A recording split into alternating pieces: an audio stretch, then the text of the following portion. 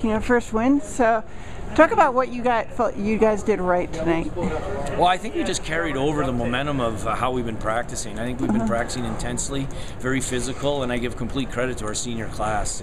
They've really pushed each other. They've been hard on each other in practice, and I think I was excited to see how hard we were going to be to play against tonight, and I thought we were very difficult to play against. You have to feel pretty good about the way you guys rebounded from a little bit of adversity, first with the disallowed goal and then not being able to score in the 5-minute major.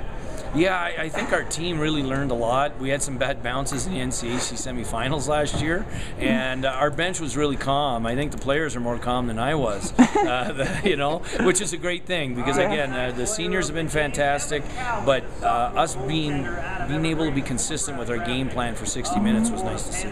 Your penalty kill was really solid tonight. You weren't really letting them get inside, so talk about any adjustments you've been making on that. Well, we want to try to be a little more aggressive on the penalty kill so we don't spend as much time in our end. But RPI made a couple of great plays on their first power play, and Evan made great saves on those. And then I thought our penalty kill got a lot better.